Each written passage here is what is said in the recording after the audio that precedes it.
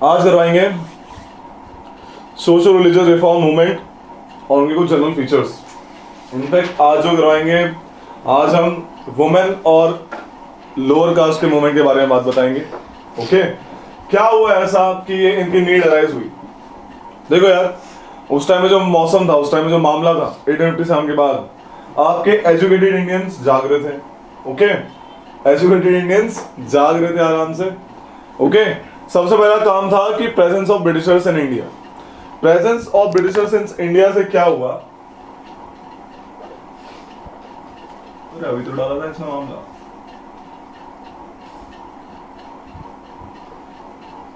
Presence of Britishers in India से हुआ क्या कि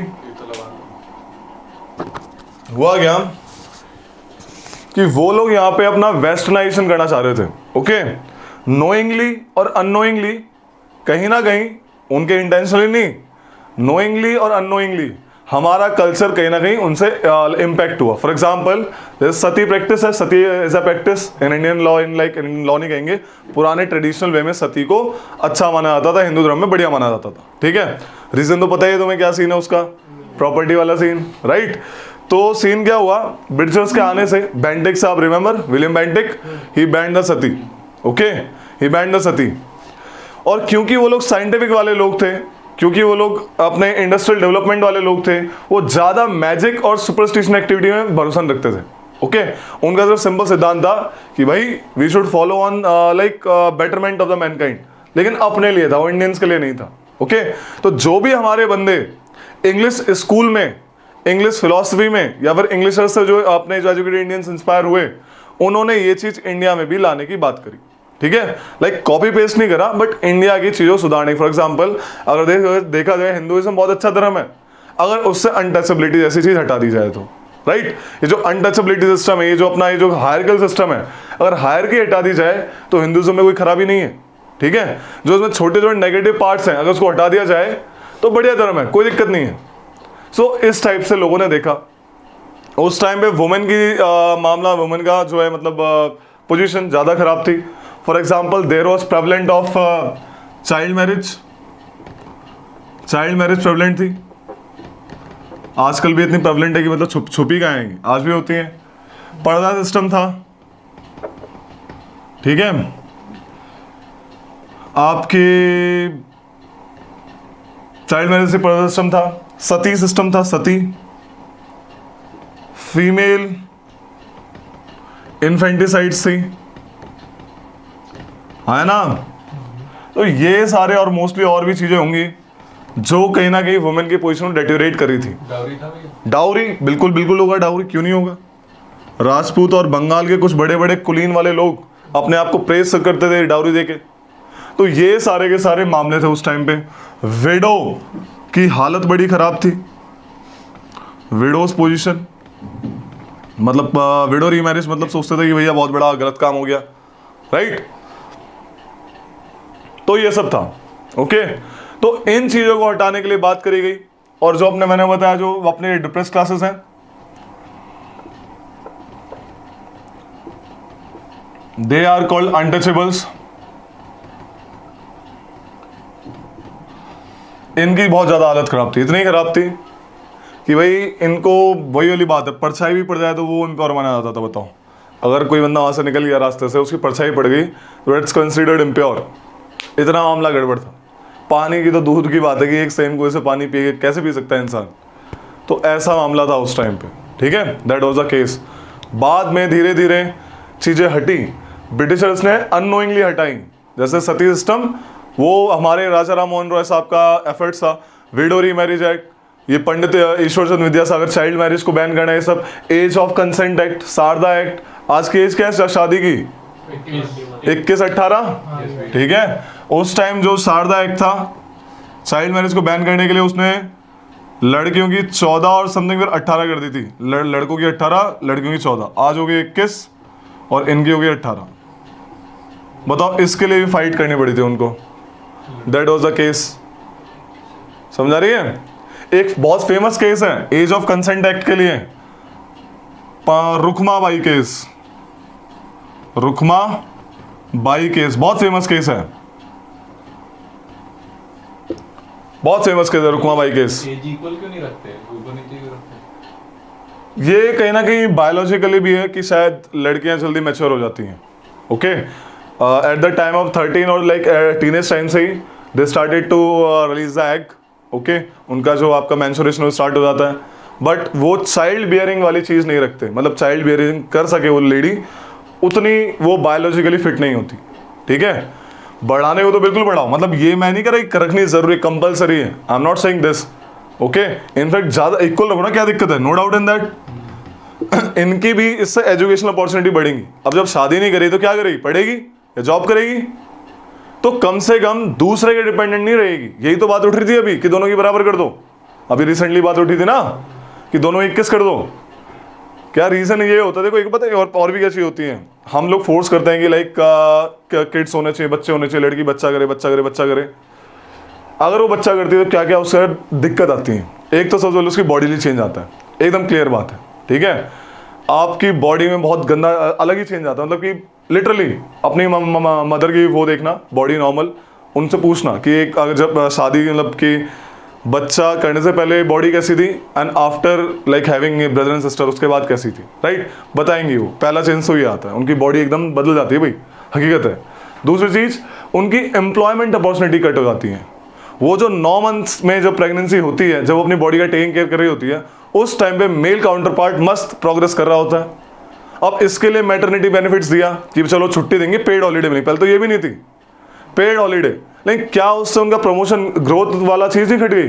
नॉर्मल सी बात है, बंदा एब्सेंट है वहाँ पे, बेशक उसको अपनी छुट्टियाँ मिल रही हैं, बट एट द एंड उसका अगर कोई देखा जाए, अगर कोई लड़की जो लिटरली आगे बढ़ना चाहती है, तो कहीं ना कहीं उसका इफेक्ट नहीं है उसकी ग्रोथ पे, मतलब उसकी एक growth in the terms of career, बिल्कुल हुआ। तो ये 9 मंथ्स वाला पीरियड है, ये लिटरली यार ये समझने वाली बात है। तो वही चीज़ है, ये जो ये अपना प्रेगनेंसी वाली चीज़ नहीं, वही सोच समझ के करो। अल्टीमेटली फोर्स नहीं करना किसी के, कभी वही वाली बात है यार, आगे चल के तुम लोगों की भी शादी होंगी, राइट, कभी किसी फैमिली पीयर प्रेशर पे मत करना। और इसका ग्रेटर से बच्चा करना या ना करना, कहते हैं ना कि लाइक ऐसे हस्बैंड और वाइफ दोनों का रोल होता है, नो डाउट, बट वाइफ का से ज़्यादा होना चाहिए यहाँ पे, कि तुम नहीं लाइक उसको कैरी करने वाले 9 मंथ्स के लिए, शी विल कैरी, वहाँ पे उसका से ज़्यादा होना चाहिए। It's very clear. फिर ये बोलो कि ये तो ज़्यादा ऐसे वैसे, मतलब नहीं बनता। अगर आप बायोलॉजिकली चीज़ पढ़ते हैं, आप साइंटिफिकली चीज़ पढ़ते हैं, आप रियलिस्टिकली चीज़ पढ़ते हैं, तो आपको इतना पता होना चाहिए। ठीक है, सो ये कहानी है जो इनकी एम्प्लॉयमेंट अपॉर्चुनिटी ऐसे कटती है भाई, हकीकत है, एकदम क्लियर ट्रुथ बताया तुम लोगों को। तो ये भी हाँ, अब जब इन वुमेन के पोजीशन की बड़ी बात करे थे ये लोग, हमारे जो थिंकर्स थे, रिफॉर्मर्स थे, जैसे राजा राम मोहन रॉय, पंडित ईश्वर चंद्र विद्यासागर, दयानंद सरस्वती, ये सब जो भी रिफॉर्मर्स थे, they were using, in fact Raja Ram Mohan Roy, they were using reason as a means। बोला जैसे हम साइंस को परसीव करते हैं by reasons and cause and effect relationship, ऐसे ही हमको परसीव करना है अपने रिलीजन को। बिना कॉज एंड इफेक्ट रिलेशनशिप के हम लोग मैजिक और सुपरस्टिशियस एक्टिविटी में विश्वास नहीं करेंगे। ठीक है, ये चीज पहले भी हुई थी in terms of like in Buddha and का like Charvaka philosophy, remember, but वहां पे साल्वेशन के लिए था, साल्वेशन, रिमेंबर, मोक्ष। बट यहां पे क्या है कि जो भी है प्रेजेंट में ही है, आप आफ्टर डेथ के बारे में मत सोचो, जो भी है वर्ल्डली एक्सपीरियंस यहां पे होना चाहिए, at the end here only, not beyond that. You have to think here only, कि आपको यहाँ पे कैसे आप बेटरमेंट ऑफ ह्यूमन सोसाइटी कर सकते हो, आप कैसे वुमेन की पोजीशन बढ़ा सकते हो, आप कैसे अनटचेबल की पोजीशन को और भी अच्छा कर सकते हो। So they were in that favour, they were in that favour, they were not like कि you will get the moksha after that, after if you doing this you will get the moksha, ऐसा ना कुछ भी नहीं था। They were believing in present. इस time period को, ये जो टाइम पीरियड चल रहा है, ये after like in the starting of the like in the middle of the 19th century, मतलब कि जब ऐसे पता है ना ये बात, तो अगर मैं 19th सेंचुरी बोल रहा हूँ तो क्या मतलब है, यानी मैं 1800 की बात कर रहा हूँ, समझ आ रही है, 18 से 1900, जैसे अभी हम कौन सी सदी में, 21वीं सदी में, remember. So this is the case, right. So 1800s में हमारा ये मामला चल रहा था। People like this period is called Renaissance of Indian country, ठीक है। और इसमें सबसे जो फादर ऑफ रेनेसा कहा जाता है इनको, राजा राम मोहन रॉय को। Raja Ram Mohan considered to be the father of renaissance. उनके लाइक उन्होंने ही मतलब ये सती सिस्टम को बैन करवाया था, उन्हीं की हेल्प से। विलियम बेंटिक जो उस टाइम में गवर्नर जनरल थे 1829 में, he just banned the sati system. Okay, अब ये रुक्माबाई केस के बारे में डिस्कस करेंगे, तो ऐसे करके कुछ है। तो आज ये करने वाले हैं बस बेसिकली दो चीज़ों के बारे में, एक तो वुमेन और एक आपके अनटचेबल्स की पोजीशन को बढ़ाने का। अम्बेडकर जी ने क्या करा, महात्मा गांधी जी ने क्या किया, हम पूरा देख लेंगे, ठीक है, अप टू द फ्रीडम। हम एक ही बार में सारा बता देंगे ताकि आपके लिए एक जगह अच्छे से नोट्स बन जाए, ठीक है। तो ये कहानी, तो लिखो हल्का थोड़ा सा,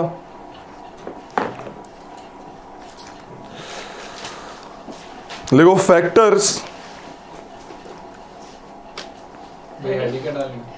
social religious reform movement, socio religious reform movement, socio religious reform movement.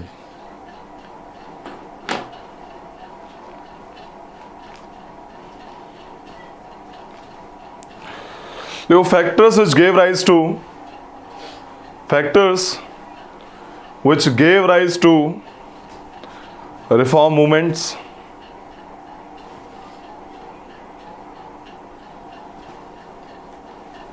Number one, presence of colonial government. Presence of colonial government on Indian soil. समझा रही बात? प्रेजेंस ऑफ कॉलोनियल गवर्नमेंट और इंडियन सॉइल, मैंने बताया knowingly और unknowingly इन्होंने superstition को हटा के, तभी तो हुआ था 1857 का युद्ध, ये क्या रहा है, ये नहीं चलेगा ऐसे करके। ओके, तो ये था। अगला लिखो,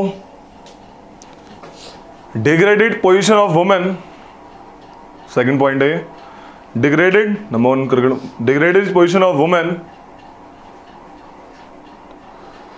low status of untouchables,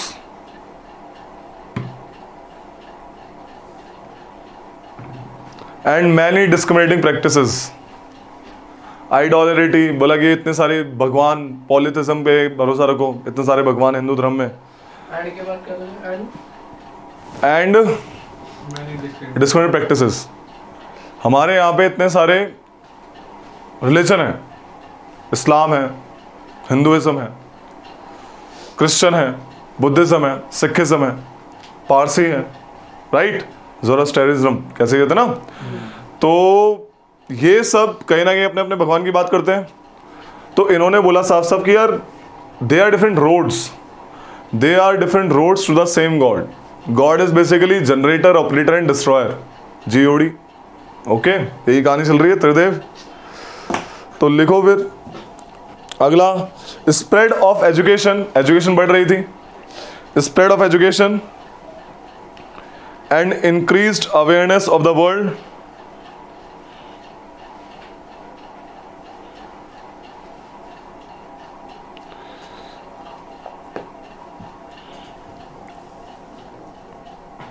rising, हाँ ये ना लिख लिया, इम्पैक्ट ऑफ वेस्टर्न कल्चर। अगला है इम्पैक्ट ऑफ, हाँ अगला है impact of western culture, impact of western culture. Base क्या था, आइडियोलॉजिकल बेस क्या था? देखो there are different base, there are some ideological base for this reform movement. किस बेसिस पे इन्होंने करा?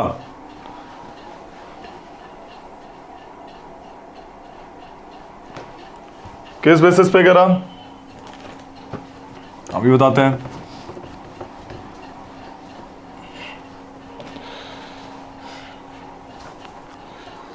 इन्होंने किया रैशनलिज्म, मैंने बताया अभी, क्या बोला इन्होंने, क्या करेंगे हम? रीजन देके चीजें देखेंगे, हर चीज को रीजन से देखेंगे। रैशनलिज्म, यूनिवर्सलिज्म यानी रिलीजियस यूनिवर्सलिज्म, ये सारे रिलीजन एक ही बात प्रीच करते हैं eight the and. Secularism, humanism, हाँ लिख लो इसको, चार चीज आइडियोलॉजिकल बेसिस कहते हैं, चार चीज, universalism, sorry rationalism, religious universalism, secularism and humanism. Self explanatory term है रैशनलिज्म, मतलब कोई भी चीज को जैसे साइंस को परसीव करते हैं ऐसे ही रिलीजन को परसीव करेंगे। ये नहीं कि बस किसी ने कह दिया यार, उस टाइम पता कंडीशन कैसी थी, उस टाइम पे क्या आज भी ऐसी चीजें हैं, उस टाइम पे कंडीशन ऐसी थी कि there was nothing which can not be compelled by a religious thing. भगवान के डर से कुछ भी करा सकते थे लोग उस टाइम पे, कुछ भी भगवान के डर से, ठीक है, इतना बड़ा डर था उस टाइम पे। ये रिलीजियस मतलब डोमिनेंट इतना था, प्रीस्टली डोमिनेंस इतना था। और जब प्रीस्टली डोमिनेंस था तो उन्होंने अनटचेबल्स की हालत और भी खराब कर रखी थी, because they wanted some servant kind of thing, right. सो ऐसा मामला था, तो निकलना जरूरी था उस चीज से। अगर ब्रिटिशर्स ना भी आते, अपार्ट फ्रॉम ब्रिटिशर्स जो नीचे ही कंडीशंस हैं, वुमेन की पोजीशन, आपका अनटचेबल्स के मामला एकदम डिस्क्रिमिनेशन इतना था। जब बुद्धिज्म जन्मा, क्या ब्रिटिशर्स आए थे क्या यहाँ पे? नहीं, चेंज हुई थी ना चीजें, बुद्धिज्म जन्मा था ना, आपका जैनिज्म जन्मा था ना, तो ब्रिटिशर्स की वजह से हुआ है ये गलत है, बट ब्रिटिशर्स की प्रेजेंस में हुआ था ये सच है, right. So that was the case. तो इतनी ज्यादा उनकी पोजीशन खराब हो गई थी, ये रिफॉर्म्स होने निश्चित ही थे। So that was the thing they did. Rationalism वही कॉन्सेप्ट है, हर चीज को रीजन से देखेंगे, बिना रीजन के कोई भी चीज परसीव नहीं करेंगे, ठीक है, तर्कवाद ठीक है, तर्कवाद। ठंडी लग रही है? आवाज आ रही है तो ओके, इसका कैपेसिटर बहुत नया है, ठीक है, पड़ेगा इसको। तो ये इसको सुधारेंगे, इसको सुधरेगा तो सही हो जाएगा। डंडे से भूत भाग जाते हैं तो फोन का है। चेंज करना भाग जाएगा। बाकी हमारे फांसी लगाने के भी तरीके हमारे पास, फांसी लगा देंगे हम इसको, ठीक है फिगर कहाँ से लाएंगे? ठीक है। तो ये कहानी है। आपका रिलीजियस यूनिवर्सलिज्म बताया मैंने, सारे रिलीजन कहीं ना कहीं एक ही बात प्रीच करते हैं, ऑल गॉड इज वन। ये जितने भी डिफरेंट रिलीजन है, different like paths to one God, ऐसा ये लोग बोलते थे। जायज भी है यार, आप ये नहीं कह सकते, ये बहुत बड़ी गलत बात है, बताएं, ये बहुत बड़ी गलत बात है जब हम कंपेयर करते हैं रिलीजन को। हम जहाँ पे कंपेयर करते हैं वहाँ पे दिक्कत आती है। फॉर एग्जाम्पल, हम कहते हैं हिंदू रिलीजन में भाई बहन का रिश्ता बहुत पवित्र होता है, राइट, और मुस्लिम रिलीजन में भाई और बहन की शादी हो जाती है। अरे उनका रिलीजन ऐसा प्रीच करता है, तुम उसको अपने रिलीजन से क्यों कंपेयर कर रहे हो? अगर वो हिंदू होता वो करता ही नहीं, और अगर तुम मुसलमान होते तुम भी करते। तो रिलीजन प्रीच करता है, यू कैन नॉट कंपेयर। हम लोग ट्राइबल्स से कंपेयर करते हैं, मॉडर्न सोसाइटी को, जो ट्राइबल में जंगल में रहते हैं वो कपड़े नहीं पहनते। अफ्रीका में मसाई ट्राइब, वो गाय का खून पीते हैं वो लोग। तुम बोलते क्या बेकार लोग हैं, तुम जाओगे अफ्रीका तुम भी नंगे घूमोगे भाई, डेजर्ट की हीट ही ऐसी है, जाना वाला ऐसे कोसे मस्त बन के एकदम डेसी डेसी। जो कल्चर होता है, रिलीजन होता है, वो सराउंडिंग्स की वजह से आता है। सराउंडिंग्स क्यों आया बुद्धिज्म जैनिज्म? एग्रीकल्चर सोसाइटी थी मेन रीजन, उन्हें कैटल्स बचाने थे, नया रिलीजन आ गया, right. So that was the thing. जो सराउंडिंग्स की चीजें हैं, इंसान अपने आसपास ही रिलीजन ढूंढ लेता है।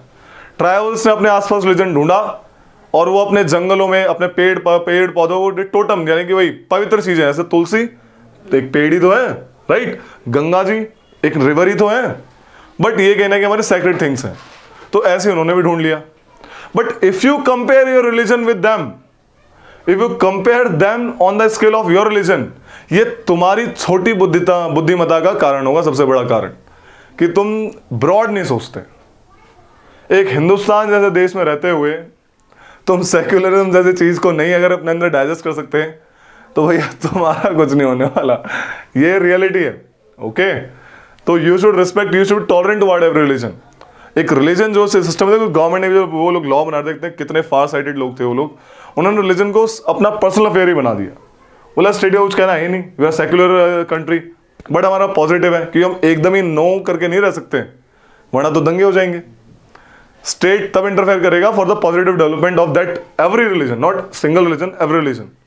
So that is the case, समझ आ रही है। पॉलीगैमी भी थी, पॉलीगैमी, ओके, पर्दा लिखवा दिया, early marriage, lack of education, lack of education,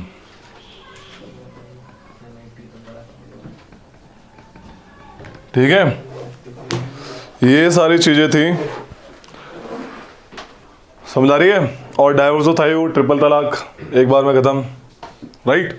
so these things were there at the time of women's deteriorating condition at that time. तो इनके लिए लोगों ने आवाज उठाई। ओके, तो लिख लो कि movements for the betterment of the women,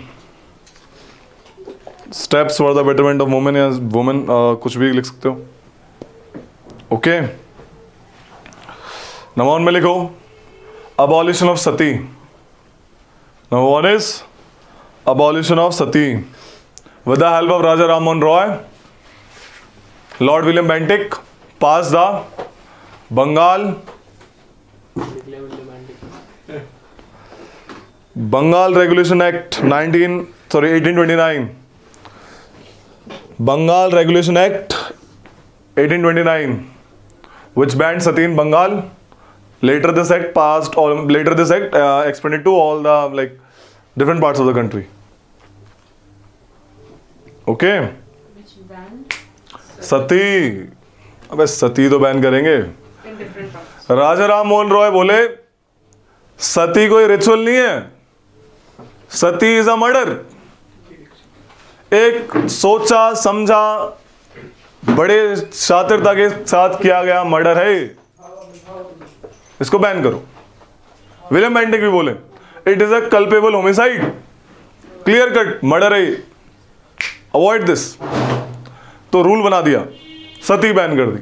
बहुत बड़ा पार्ट था यार, तुम खुद सोचो ना, हमारी वुमेन की, हमारी जो वुमेन है, महिलाएं हैं, इनकी पोजीशन इतनी ज्यादा डिटोरेट हो रही थी उस टाइम पे कि इनकी खुद का तो वजूद ही नहीं था। आज भी तुम लोग गांव में देखते होगे, ओए राजू की वो इधर ही हो, या फिर ऐसे फलाने की वो इधर ही हो, सुनते हो ना ऐसे करके, नाम ही नहीं है, रिलेशन है। वुमेन का बस 2 रोल होता था, वाइफ्स एंड मदर्स, इनमें उनको प्रेज किया जाता था।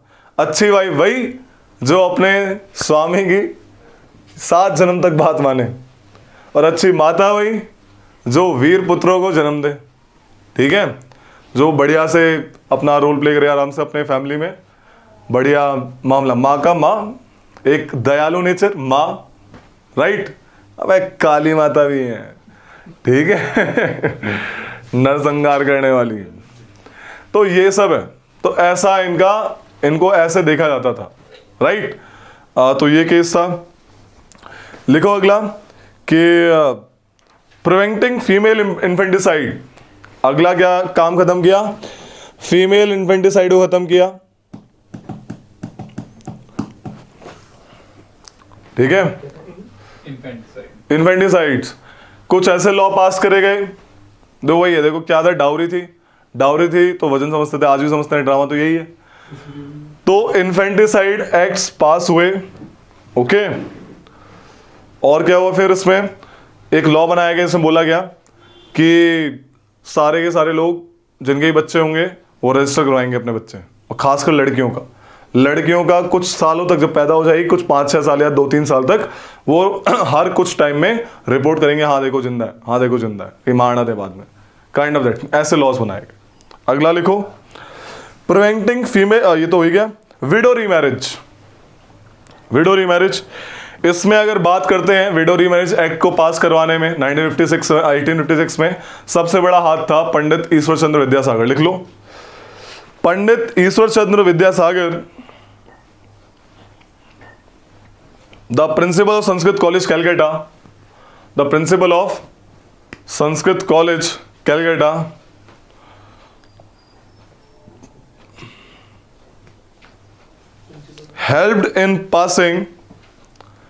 helped in passing Hindu Widows Remarriage Act 1856. It legalized the, इस एक्ट से क्या हुआ, it legalized the widow remarriage। कौन सा साल है भैया? 1856, 1856, यानी जब डलहौजी हटा था, डलहौजी उसी ने ड्राफ्ट करा था ये एक्ट, बट पास किसके टाइम पे हुआ था, Lord Canning was the governor general at this time.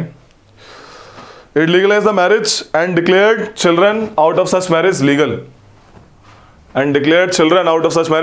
Legal. बच्चे जो मैरिज से होते हैं उन्हें जायज़ औलाद मानते हैं हिंदू धर्म में। तो लिखो भाई अगली चीज, क्या लिखवाया मैंने इसमें? कृष्णदास, और ये लिखवाया, क्या लिखवाया? ईश्वर चंद्र विद्यासागर। हाँ, एक बंदा लिखो Vishnu Shastri Pandit. Vishnu Shastri Pandit form the widow remarriage association. Vishnu Shastri Pandit थे, आता है क्वेश्चन बहुत बार कि विडो रीमैरिज एसोसिएशन किसने बनाई? विष्णु शास्त्री पंडित ने। इन 1850s, वैसे एग्जैक्ट 1853 है लेकिन ये लाइक डाउटफुल है, तो 1850s ये कभी नहीं आएगा, आएगा सीधा विष्णु शास्त्री पंडित ने क्या बनाया? Window remarriage association in Bombay. ठीक है। एक बंदा था करसन दास, किरसन नहीं है, करसन, KARSAN, करसन दास मुलजी स्टार्टेड सत्य प्रकाश, ये न्यूज़पेपर का नाम है या फिर मे बी मैगजीन होगी।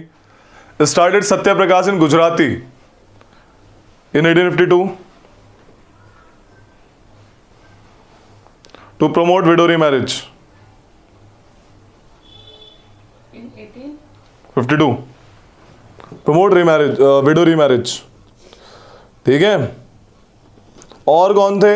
एक धोंदो केशव कर्वे थे, DK कर्वे लिख लो। DK Karve was promoter of widow remarriage. In fact खुद इन्होंने एक विडो से शादी करी थी। DK Karve himself married a widow, KARVE। ठीक है, लेगो कंट्रोलिंग चाइल्ड मैरिज, अगला टॉपिक है इसी में, वुमेन के अपलिफ्टमेंट में कंट्रोलिंग चाइल्ड मैरिज। ठीक है। इसमें एक फेमस बंदा BM मालाबारी।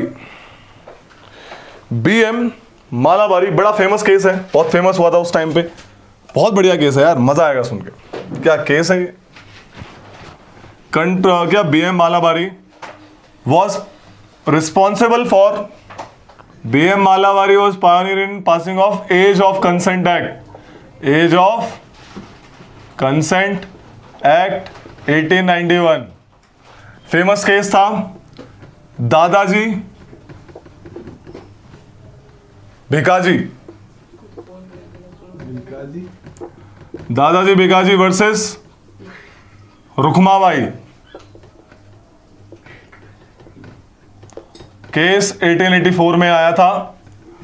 यह केस था बॉम्बे हाई कोर्ट में। फेमस क्वेश्चन है भाई, क्वेश्चन बोल रहा हूं, केस है। इतना फेमस केस है, इसकी 2 हियरिंग हुई। 2 हियरिंग बोले तो एक बार वर्डिक्ट आ गया, दूसरा वर्डिक्ट भी डाला, मतलब री अपील करा गया था इस केस को। पहला वर्डिक्ट जो था, जस्टिस रॉबर्ट हिल पिनहे,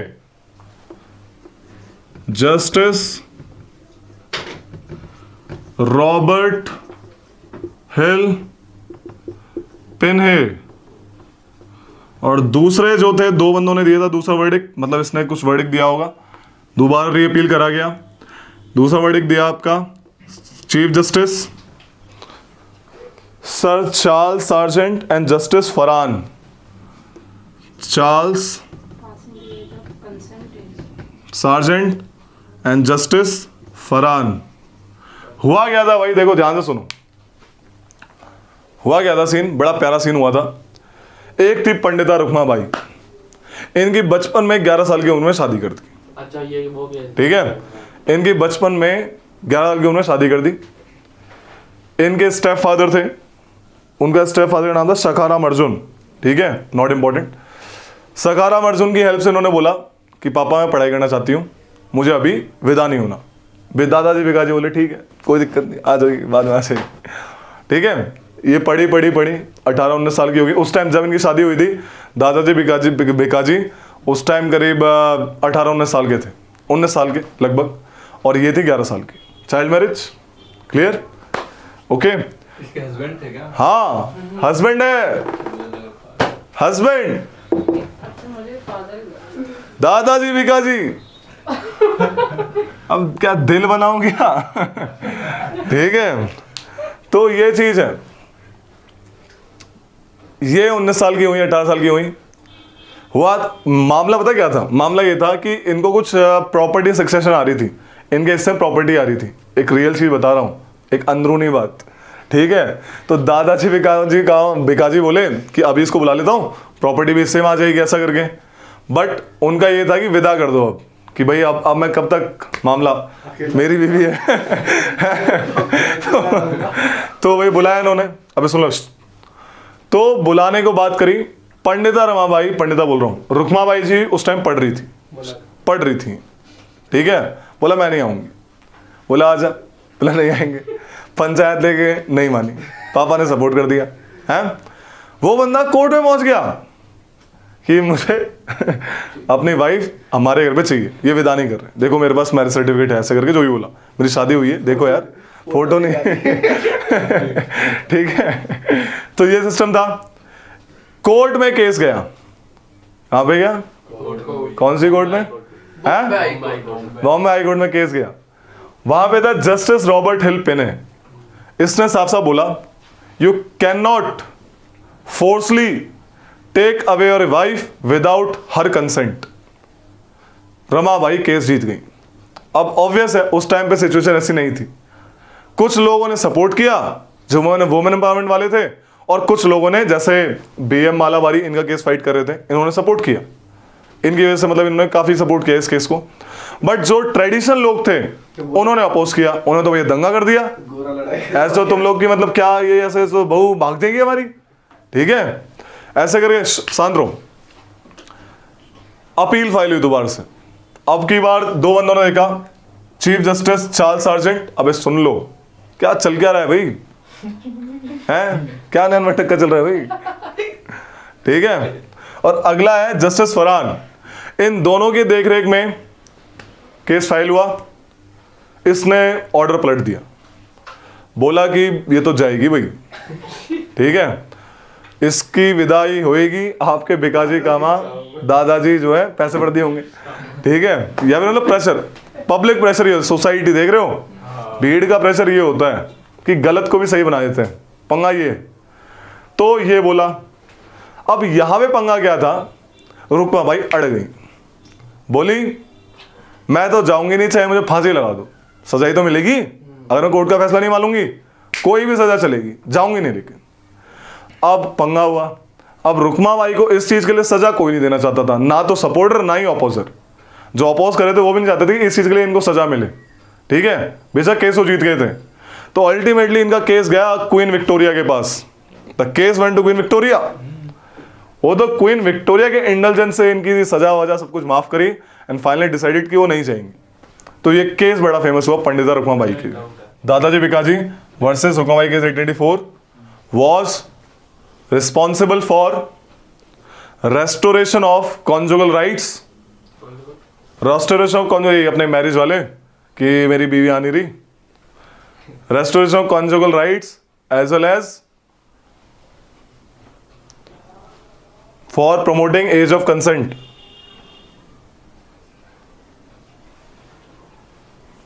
रेस्टिट्यूशन लिखो, रेस्टिट्यूशन, वैसे एक ही चीज है, कोई दिक्कत नहीं है। Age of consent, age of consent, तभी तो आया एक्ट। रेस्टिट्यूशन कहाँ पे लिखे हुए हैं? रेस्टिट्यूशन ऑफ कॉन्जुगल राइट्स, यहाँ पे रेस्टोरेशन लिख लिया है, ठीक है? लिखो चाइल्ड मैरिज रेस्ट्रेंट एक्ट, जिसमें एज बताई गई। Child marriage restraint act, restraint रोकना, रोकेंगे ना चाइल्ड मैरिज को। Child marriage restraint act 1929, also known as Sharda act. एक बंदा था शारदा नाम का, ठीक है, उसने उसकी हेल्प से पास हुआ था, तो शारदा एक्ट भी बोलते हैं इसको, आता है बहुत बार। Sharda act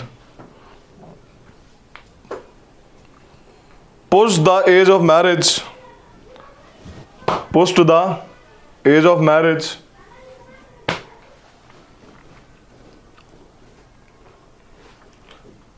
(14 for girls, 18 for boys. This act was passed by the effort of Hari Bilas Sharda. आदमी है, मैं तो औरत समझता था इसको।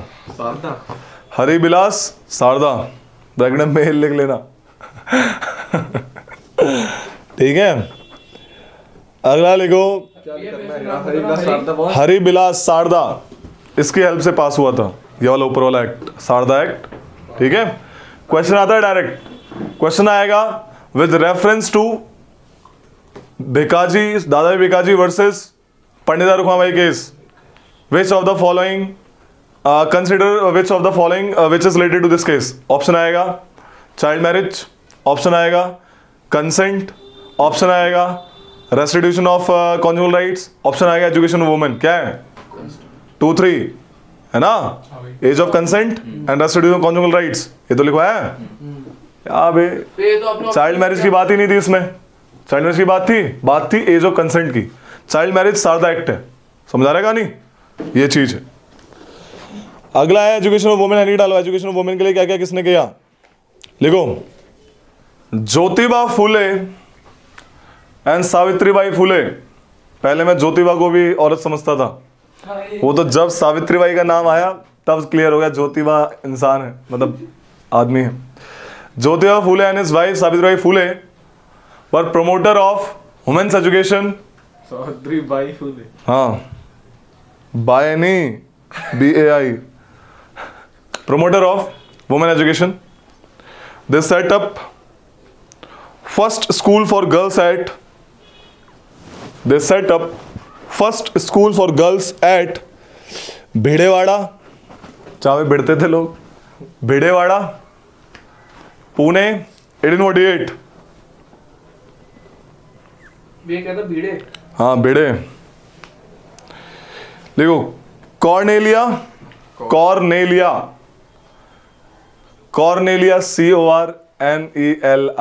Cornelia Sorabji becomes the first woman graduate of Bombay University 1887. First women graduate from Bombay university Cornelia Sorabji थी 1887। क्या करा था इन्होंने, कौन सब्जेक्ट में करा था, she was the first barrister. ठीक है, क्या इनका धर्म क्या होगा, Parsi, so the Parsi woman, first barrister मतलब बैरिस्टर लॉयर। बैरिस्टर तो ठीक है, लिखो अगला, लिखो Indian women's university was set up by DK Karve, Dhondo Keshav Karve. DK Karve, ये बंदा पहले भी लिखवाया था हैं? हाँ ये बंदा खतरनाक है, धोंडो केशव DK कर्वे इन 1916 Indian women university. Jyotiba Phule बंदा मस्ता, बस यही था।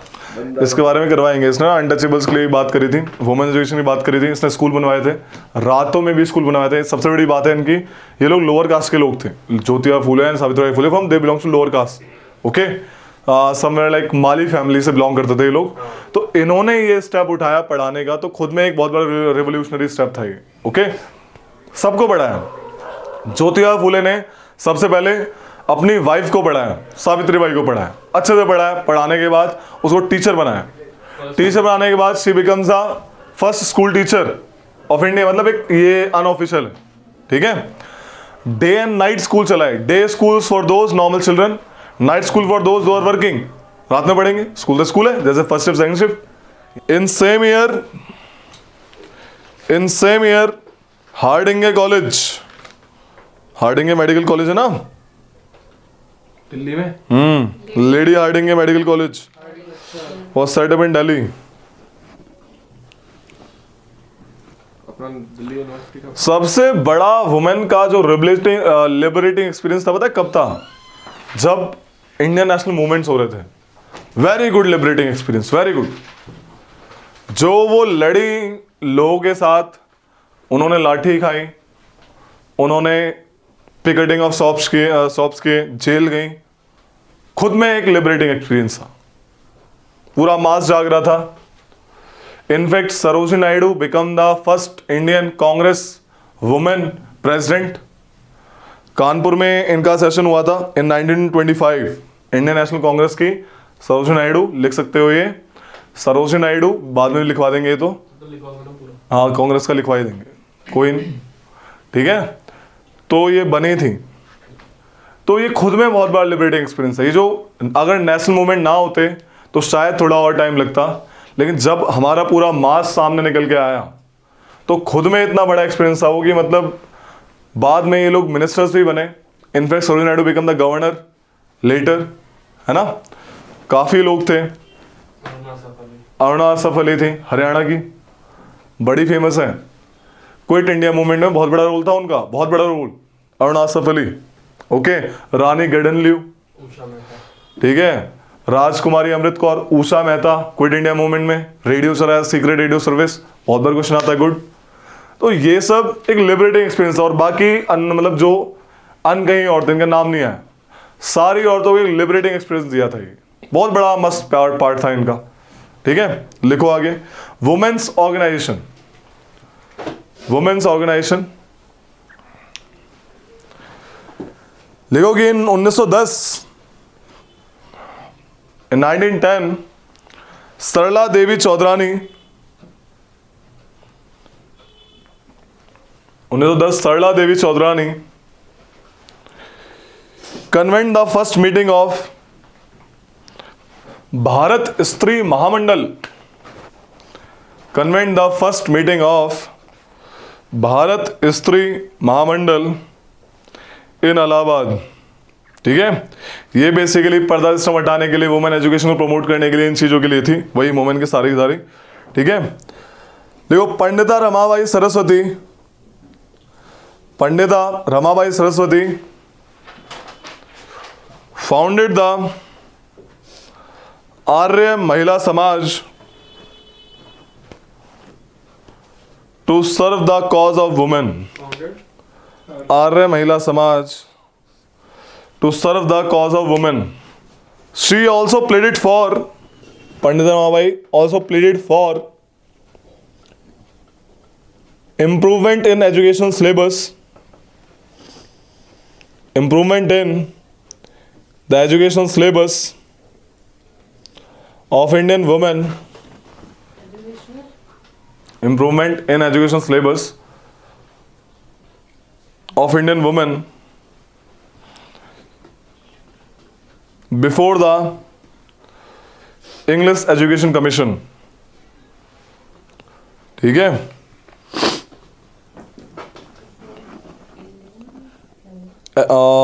English Education Commission, All India Women Conference, AIWC, All India Women Conference was founded by Margaret Curzon in 1927. All India Women women Conference was founded by Margaret Curzon with, किसके साथ किया था इन्होंने, with क्या नाम है मार्गरेट, Margaret Cousins, with महारानी चिम्मनबाई गायकवाड, महारानी चिम्मनबाई गायकवाड, रानी साहिबा ऑफ सांगली, महारानी चिम्मनबाई गायकवाड, महारानी साहिबा ऑफ सांगली, मतलब रानी साहिबा of Sangli, Sarojini Naidu, comma Sarojini Naidu, Devi Chattopadhyay,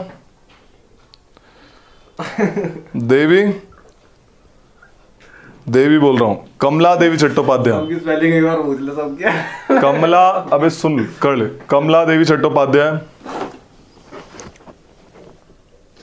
lady Dorab Tata, lady Dorab Tata, इन लोगों ने मिलकर बनाई थी। दिस ऑर्गेनाइजेशन वॉज मोर और लेस एगैलिटेरियन, इक्वालिटी प्रोवाइड कर, this is egalitarian organisation, this is egalitarian organisation having egalitarian approach, मतलब इक्वालिटी प्रमोट करती थी, लिख लो, have egalitarian approach. It's first conference held at Pune, समझ रही नहीं आ रही, लिखो, मूवमेंट फॉर, हेडिंग डालो, मूवमेंट फॉर, लास्ट मोमेंट है भैया। हाँ दो ही करवाने ना आज, अपलिफ्टमेंट ऑफ अनटचेबल्स, एक हुआ सबसे, वुमेन की तो बात कर रही थी देर से, women for upliftment of of untouchable untouchables, Gopal Baba Walangkar, इनके साथ जाती होगी। गोपाल बाबा वलंगकर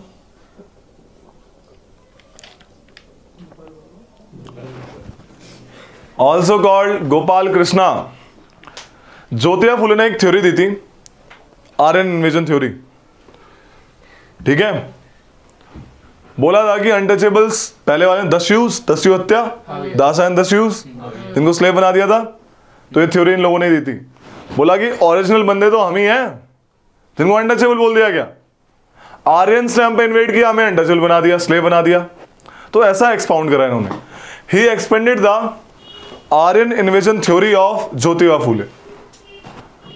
लिख लो, he expanded the Aryan invasion theory of Jyotiba Phule.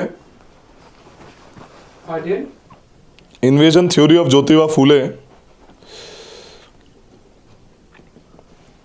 He founded Anarya, ANARY है, अनर्या दोष परिहर मंडली,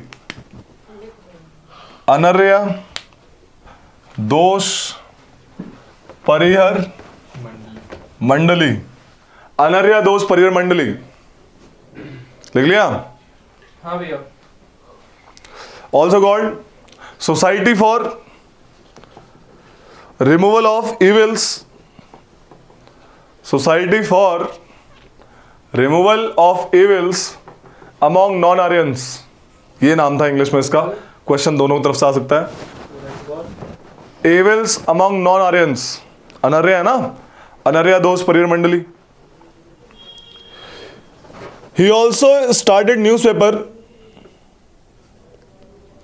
आपके जो गोपाल बाबा वलंगकर हैं, इन्होंने न्यूज़पेपर शुरू किया। क्या नाम था? वाइटल विध्वंसक। इंपॉर्टेंट है, वाइटल विध्वंसक। इंग्लिश में डिस्ट्रॉयर ऑफ ब्राह्मणिकल और ceremonial pollution, destroyer of Brahmanical और सेरेमोनियल पॉल्यूशन। ठीक है, समझ नहीं आ रही? Ceremonial pollution. भीमराव अंबेडकर के बारे में लिखो। भीमराव अंबेडकर, इन्होंने भी बोलेंगे, ही भी कह सकते हैं, क्योंकि इनका रोल बहुत बड़ा था। ठीक है, कि इन्होंने काफ़ी हद तक इन्होंने अपलिफ्टमेंट ऑफ अनटचेबल्स और दलित्स को अपलिफ्ट करने की बात करी। ओके, लिखो डॉक्टर, इनके कुछ कैरेक्टर्स लिखते हैं। डॉक्टर भीमराव अंबेडकर, हेडिंग डाल लो छोटी सी, डॉक्टर भीमराव अंबेडकर हेडिंग डाल ली, इसमें एरो बना के लिखते जाओ। ही स्टार्टेड मूक नायक। मूक नायक एक फोर्ट नाइटली न्यूज़पेपर है, यानी कि 14 दिन में एक बार आता है। मूक नायक, मूक चुप, मूक नायक न्यूज़पेपर है, मैगजीन न्यूज़पेपर, मूक नायक कॉल्ड, इसको क्या बोलते हैं? इसको leader of the voiceless, newspaper of the leader of the voiceless in 1920। He also started बहिष्कृत हितकर्णी सभा। ही ऑल्सो स्टार्टेड बहुष्कृत, BAHUSHKRIT, बहु है, ठीक है, बहुष्कृत हितकर्णी सभा इन 1924। समझा रहे रे? बहुष्कृत हितकर्णी सभा 1924 विद अ मोटो दिया। क्या बोला? देखो, सबका रोल एक ही है, एजुकेट, एगिटेट एंड ऑर्गेनाइज। लिखो, with a motto of educate, अपने आप को एजुकेट करो, एगिटेट, प्रॉपर तरीके से उठो, आगे बढ़ो, एंड ऑर्गेनाइज होके काम करो, अपने आप का बढ़िया एकदम अपलिफ्ट हो जाओगे। ये मोटो दिया था इस ऑर्गेनाइजेशन के लिए, बहुष्कृत हितकर्णी सभा के लिए। छोड़ दिया था ये बाद में इन्होंने बना के चल रहा है, बाद में नॉर्मल चल रहा है। ही जस्ट फाउंडेड, आता है, ये छोड़ना वोड़ना नहीं आता, नॉर्मल आएगा, हु फाउंडेड। ठीक है, ही ऑल्सो स्टार्टेड बहिष्कृत भारत। ये बही है, बही, ये बहु नहीं है, He also started बहिष्कृत भारत. अंबेडकर लिखो, एक और लिखो अंबेडकर में. He also started all India schedule caste federation. अबे इंपॉर्टेंट है, यूपीएससी का चाहिए था Ambedkar. All India schedule caste federation. ये तो बस अभी अनटचेबल को अपलिफ्ट कर रहे हैं, आगे चल के तो ये भाई साहब लड़ेंगे. शेड्यूल कास्ट फेडरेशन 1942 में 42. Schedule caste. हाँ. He also started, एक और अगला स्टार्टेड लिखो. Also started भैया नहीं, बाबा साहेब अम्बेडकर. ये कल आएगी ना, थोड़ा वो हो गया ना, थोड़ा लो हो गया. All India depressed class association. All India depressed class association.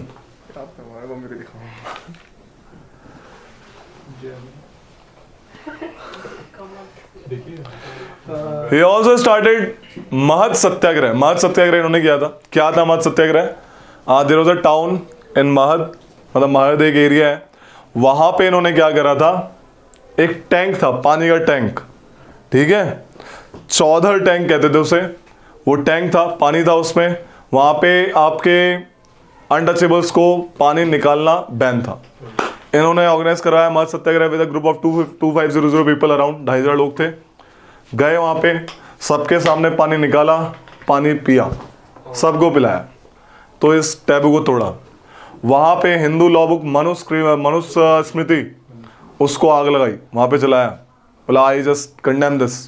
जो बुक आपके, जो भी इंसान को इंसान से तोड़ती है, बांटती है, उस बुक का मैं बहिष्कार करता हूं. ठीक है, लिखो. एक बंदा था EV Ramaswamy Naicker. EV Ramaswamy Naicker. EV Ramaswamy Naicker, also called Periyar. Yes, Periyar. ये क्वेश्चन बहुत बार आता है कि पेरियार किसे कहते थे. EV Ramaswamy Naicker, also called Periyar, started self respect movement. Started self respect movement. ठीक है. गांधी जी भी कहते थे यार, गांधी जी बड़ी प्यारी बात कहते थे. गांधी जी कहते थे हिंदुइज्म कभी भी अनटचेबल जैसी चीज के बारे में नहीं बोलता. सुधरा बोला है, उनके फंक्शंस हैं, बट अनटचेबल हिंदुइज्म नहीं बोलता. राइट, ये नहीं बोलता तुम्हें टच नहीं करेंगे, ऐसा कुछ नहीं बोलता. अनटचेबल कैसे जन्म बताया था, जब लोग काम के वजह से जन्मा था. जो ऐसे मैनुअल काम में लगे हुए थे, उनको लोगों ने छूना बंद कर दिया. जो ऑफिस जॉब करते थे, वो हायर स्टेटस वाले लोग माने गए. राइट, आज भी ये देखते हो तो. ठीक है, तो ऐसे अनटचेबल जन्मा था कि वही ड्रामा फालतू का, कि जो मेरा मैनुअल काम करते हैं, अल्टीमेटली हाँ भाई उनको अनटचेबल बोला गया. तो गांधी जी कहते थे ऐसा कोई हिंदू धर्म में ऐसा कुछ भी नहीं है जो अनटचेबिलिटी को बोलता हो. समझ आ रही इतनी सी कहानी? आ रही नहीं आ रही है पे ओए? और अगर ऐसा बोलता भी है तो फॉरवर्ड दैट रिलीजन, भाड़ में ऐसा रिलीजन. साफ साफ उनका कहना था, जो रिलीजन इंसान को छोटे तबके का बताता है, ऐसा क्या का रिलीजन. ठीक है, बोला इंसान के बेटरमेंट के लिए रिलीजन त्याग कर दो, कोई दिक्कत नहीं है. उन्होंने अनटचेबल को एक नया नाम दिया, हरिजन. हरि से पैदा होने वाले जन, हरिजन. हरि, आजकल हरिजन को भी मतलब मामला वही है कि मतलब वही एक अलग से मामला कर दिया. ठीक है, तो लिख लो. गांधी जी इन 1932 फॉर्म द ऑल इंडिया हरिजन संघ. फॉर्म द 32 पुणे पैक्ट हुआ था ना, ऑल इंडिया हरिजन संघ. गांधी जी. एक बंदा था, बड़ा प्यारा बंदा, श्री नारायण गुरु ऑफ केरला. अबे लास्ट बंदा है, श्री नारायण गुरु ऑफ केरला. इन्होंने क्या इतनी प्यारी बात बोली, अरे भाड़ में क्या सब रिलीजन. बोला only one God, one religion, one God for Mankind. क्या बोला? One religion, one cast and one God for Mankind. क्या एक ही रिलीजन होना चाहिए, एक ही कास्ट होनी चाहिए और एक ही गॉड होना चाहिए मैनकाइंड. लिख लो. Shri Narayana Guru said that one religion, one caste, one God for mankind. इनका डिसाइपल था साधारण अयप्पा, साधारण अयप्पन। लिखो, his disciple Sahodaran Ayyappan said that no religion, no caste, no God for mankind. अरे उसने भी सेम बात बोल दी। उल्टी बोली ना, अच्छा no. Disciple Ayyappan said that no religion, no caste, no God for mankind. One God कौन लिखेगा बे? For mankind. No God for हाँ, जरूरत ही नहीं है भगवान की, वो तो तोड़ रहे हैं इंसानों को, ऐसा बोला। डिसाइपल तो बढ़िया है। ठीक है, नारायण गुरु का डिसाइपल था और चलो अयप्पा अयप्पन। Meet tomorrow. चलो फिर, ठीक है, एंड करते हैं क्लास को।